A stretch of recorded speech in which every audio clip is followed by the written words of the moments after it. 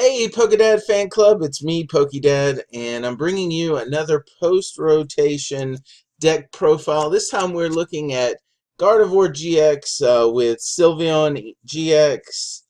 Um, it's kind of interesting that I'm doing this now because they just showed us some of the cards that are coming out in a few sets down the road with the Fairies.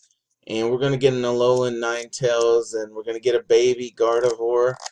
But I still think Gardevoir is going to be a pretty strong deck, even post-rotation. I think some of the other decks like Buzzwole will be slowing down with Max Elixir leaving the format, and that will allow Secret Spring to be more powerful and be able to compete with Buzzwole and Zoroark and whatnot. So let's get right into the deck profile. We're going to start off with 2 Eevees and 2 Sylveon.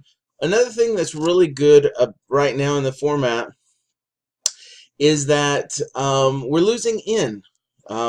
It's been a couple years, but In is now rotating again out of the format, and I don't presume they'll reprint it anytime soon. Maybe never.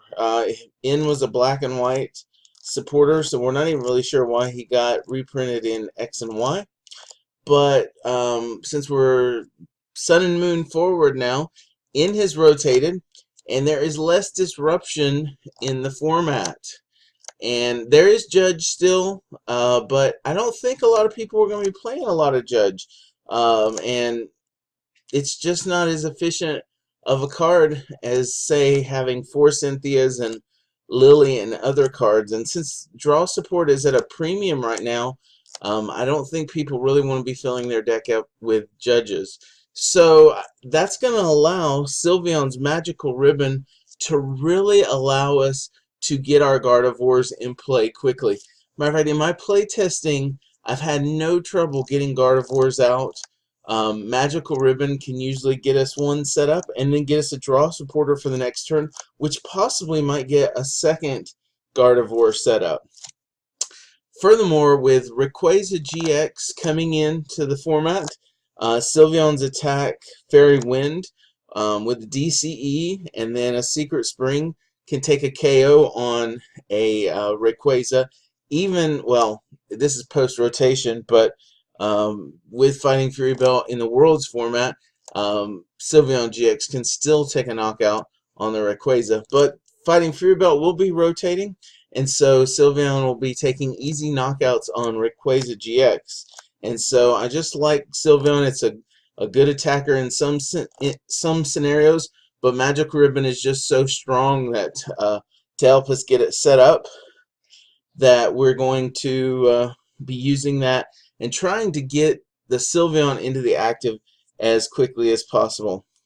Then we're going to go straight into the Gardevoir line. We've got 4 Ralts, just 1 Kirlia, and then 3 Gardevoir.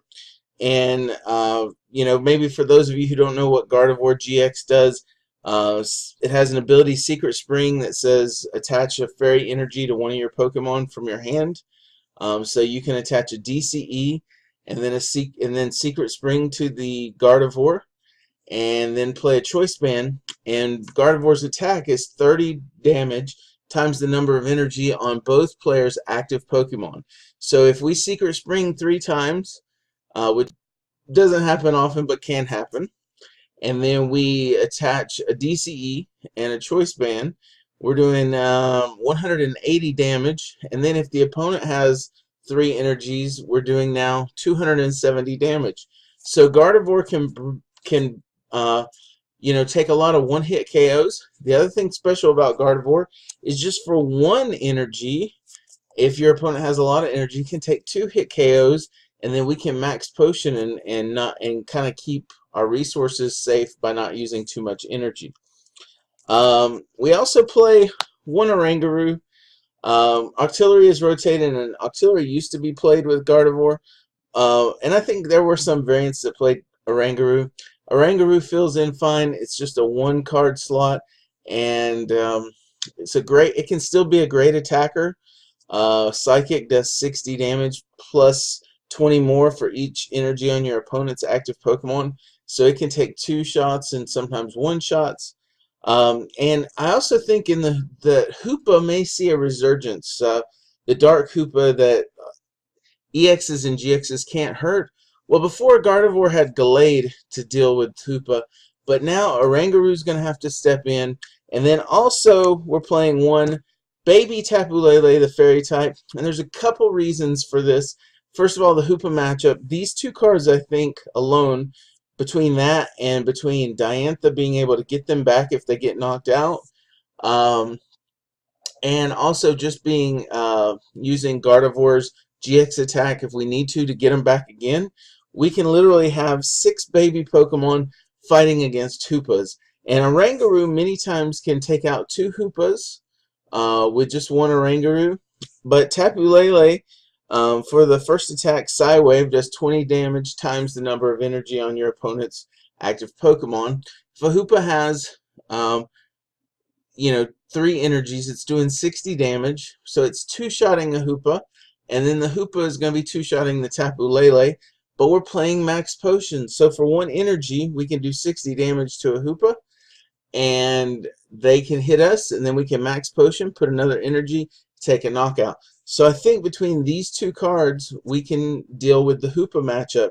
But the other big thing that Tapu Lele does is it just gives us another quick attacker to deal with Rayquaza GX. Rayquaza is so fast that Gardevoir sometimes can't get set up in time. And so Tapu Lele, for an energy and a choice band, can take a knockout on a 3 energy Rayquaza GX. And I do think that this will become a tech in most decks, not just Fairy decks, but it works best in Fairy decks, as a way to counter Rayquaza. Because the thing about it is if you can get through Rayquaza's first 2 GXs, then you probably win the game. If you can get through the first one quickly, and they have to then reestablish more energy back on the board, it can give you time to set up the Gardevoir, and then Gardevoir's taking 1-hit KOs just with 1 energy also. And then, like I said, if we even get 1 Gardevoir going and a Sylveon, we should be pretty favored against Rayquaza, but this is just to guarantee that if the Rayquaza player does get just a nuts draw on the first turn, that Tapu Lele is there to kind of help us stabilize that board. And then finally, we're playing 2 Tapu Lele GXs. I mean, that's pretty much a staple. I'd like to fit 3, but I've got kind of some other tech stuff in here. And I think, and so far from my testing, 2 Leles and a Oranguru has just been fine to keep the draw going and to keep going with the board position, each getting set up and making sure we have attackers going. So I really like this. This is our Pokemon line. We'll look at the supporters next.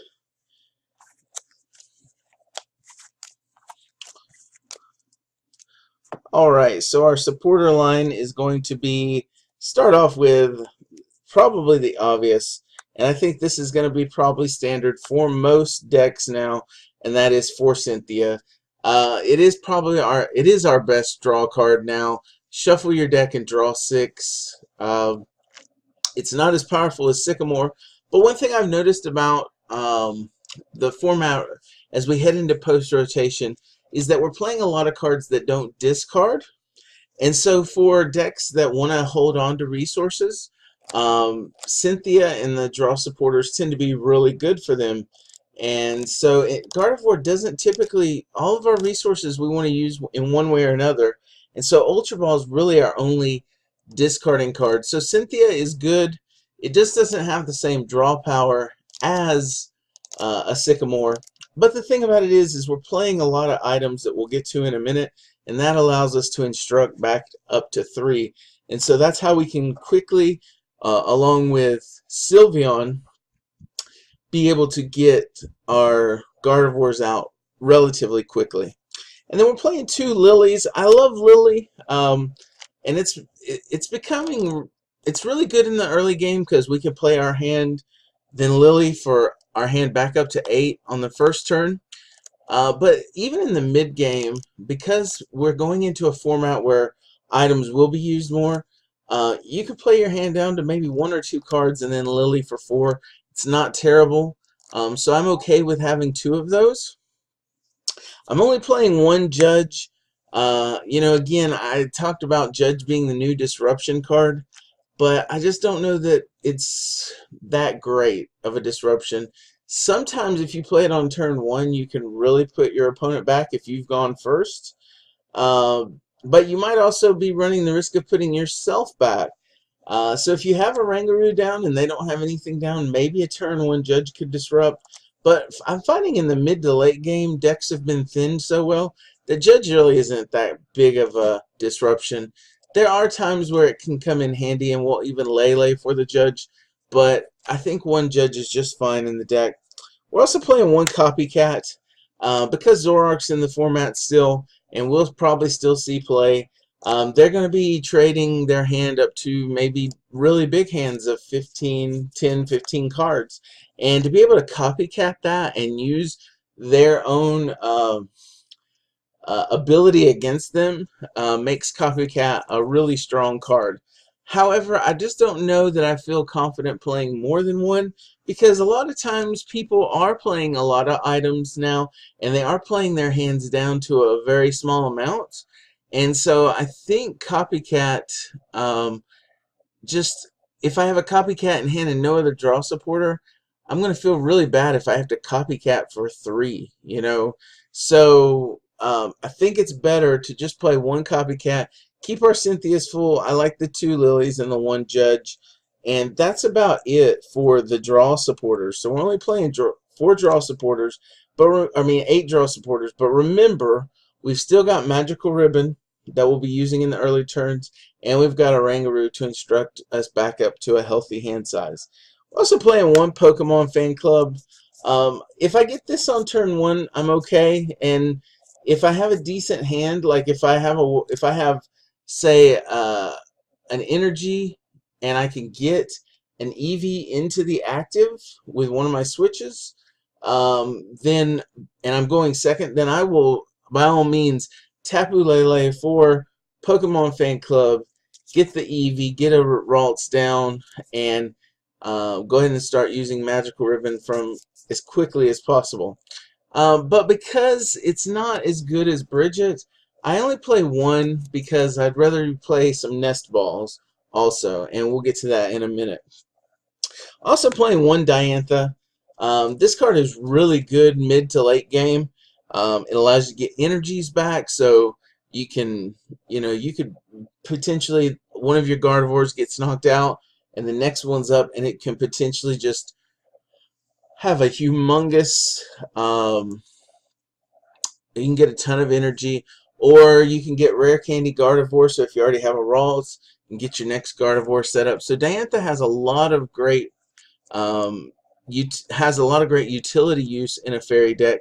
For those of you who may not know what it does, it just simply says if your fairy Pokemon was knocked out, search your discard pile for any 2 cards you want and put them back into your hand. So Dianthas are really good. It's just a 1 of. I don't think we need more than that, but really good card. And then we're playing 2 Guzma. Now I know that people are going to say, oh, that's really low Guzma. It is, but I'm also playing a counter catcher in the deck, and with Diantha we can get the counter catcher back if we want to, so we could potentially use it the same turn we Diantha. So because we're playing counter catcher, I'm only playing 2 Guzmas, and we're also playing Palpad, so if I need to put Guzmas back in at the late game, that'll work too. So that is our supporter line. We'll now look at our items.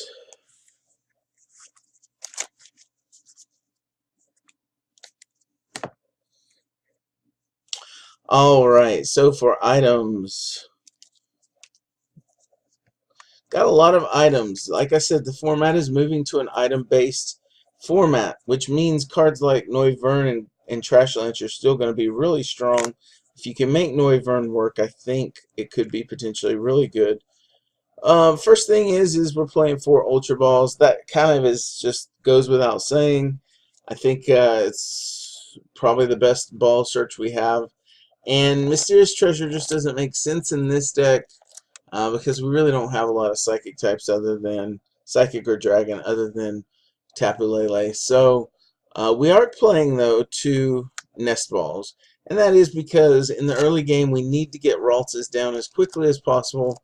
So between Pokemon Fan Club and Nest Ball, we should be able to get our deck moving pretty quickly here and get our Gardevoir set up. We're also playing 4 copies of Rare Candy. I think it's just necessary, and since we're only playing 1 Curlia, we want to maximize the amount of rare candies we have. Furthermore, again, Diantha can allow us to actually have more than 4 rare candies because we can go back into the deck and get them back. And we can also use Gardevoir's GX attack if we need to. I haven't really had to use that very often. Most of the time, 4 rare candies and just 1 Curlia has been plenty to get myself set up 3 Gardevoirs. And usually if you get 3 Gardevoirs set up, you usually win the game. So anyway, so 4 rare candies. We're playing 2 Switch. Now this is a little different, but because we're getting Sylveon in the active is so important, and ideally on turn 1, we want to have 2 switches available so that we have at least an opportunity to get the EV into the active. The other thing is, the reason why I'm playing 2 switch here is because we are using Max Potion, and we don't really want to be using our energies to have to manually retreat, because even though we do have ways to get energy back, we don't have, there's still a commodity, a resource that we have to manage carefully. And so by having the switches means that we don't have to use our energies to retreat in and out as much. So I feel confident with 2 switches here. Plus we still have the 2 Guzmas. We're also playing 2 Max Potions. Again, Max Potion is just really, really good in the deck. You can hit for maybe 1 poke at a Pokemon, do 120 damage, they hit you back, Max Potion the Gardevoir, and then just Secret Spring and finish it off. So Max Potion's really handy, and again, this is a card that can be gotten back with Diantha if we need to. So another really great card. We're also playing 2 Choice Bands. Even though Gardevoir's attack ramps pretty quickly, this gives us even more ramp. And again, with Tapu Lele, we need the baby Tapu Lele. We need a Choice Band and a Fairy Energy to knock out Ray. And so I'm playing the 2 Choice Bands. I almost would like to have a third one in, but it's just not possible with the tightness of the deck. Then we've got some one-offs. Energy Retrieval. I'm actually testing this as a couple things. Right now it's an energy retrieval, but I'm also looking at energy recycle system, which is the card that says you can either get 1 card back out of your discard pile and put it into your hand, or you can get 3 energies, 1 energy back from your discard pile, 1 basic energy, put it into your hand, or 3 basic energies and put them back into the deck. I've been testing with that. Energy retrieval, though, in some ways works better because we can grab 2 fairy energies, we can secret spring and attach, whereas if we use energy recycle system, we're really only getting 1 fairy energy back. But it does give us more flexibility by putting more resources back into the deck. Right now I'm going with energy retrieval, and I think it's been testing a little bit better, but I would recommend testing both of those cards in your personal testing to see which one you like better. We're also playing one of Palpad. I love the card, especially post-rotation, but I really liked it even before rotation. Palpad is just so flexible to get Guzmas back into the deck, to get more draw back into the deck late game. just to make sure that you don't fall into a dead draw. It can get the Diantha back, so if we need it again, we can put it back in. So Pal Pad just gives us gives us flexibility to get whatever supporters we need that we think we'll need for the end game, put them back in our deck, and make sure that we don't dead draw. And with a thinner deck, it's less likely that we will dead draw by putting a couple more supporters back in there. We're playing one field blower. I don't know how important field blower is going to be in the format. There's a couple things that concern me. The new stadium, I forget what it's called, Forbidden something. But basically it does 1 damage counter to EX and GX in between turns. So that card does kind of scare me. But we really don't have to worry about float stones. We don't have to worry about Garbodor. We don't have to worry about Parallel City. So I think stadiums are going to be limited for the most part.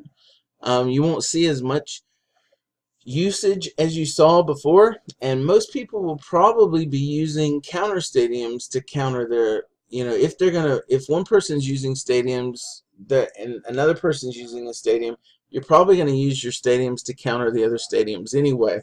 And as far as tools go, even though we don't necessarily like Choice Band on our opponent's Pokemon, it doesn't really concern us as much as the Float Stone on a Garbotoxin did. So I don't know how important Field Blower will be. I think Field Blower will probably become a one-of in most decks, but it may be cut completely. So that's one area that I'm not really sure. I can't really give you too much guidance on in post-rotation. Just from what I've seen, though, I think one field blower will probably become the norm. And I think that'll be fine for most people. And then the last card we're playing is Counter Catcher. Counter Catcher is that third Guzma for us.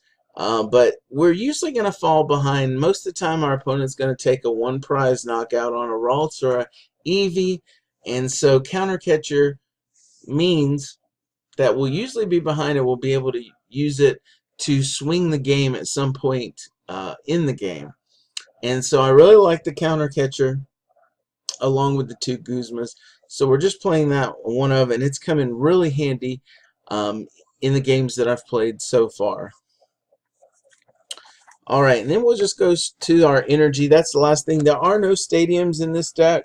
I don't really think that there is a stadium that really is useful for Gardevoir. And we have so many other things that we want to play in it anyway. So we'll just go straight to the energy. The energy is pretty straightforward. We're playing 1, 2, 3, 4, 5, 6, 7, 8 Fairy Energies and 4 DCEs. It gives us a total of 12. That gives us enough energy to make sure that we're hitting really hard on our opponent with Infinite Force. And usually we don't miss energies when we need them. So there you have it. That is Sylveon GX Gardevoir GX in post-rotation, and that is Sun and Moon through Celestial Storm. Now, as the new set comes out in, I think, November with the new Fairies, we will probably update that deck, obviously. But until now, I still think that this is a strong play. I also want to give a shout out to my friend Mitch O'Neill. He kind of helped. He was working with some other people and had kind of the bare bones of this deck, and I've taken kind of that idea and made my own unique twist on it. But a good portion of it came from him, so I want to give him a shout out for that. Anyway, guys, hit like, subscribe, and in the comments below, tell me what other decks you would like to see profiled on the channel for post-rotation, Sun and Moon through Celestial Storm. Anyway, this is Pokedad signing out, and we'll talk to you later. Bye.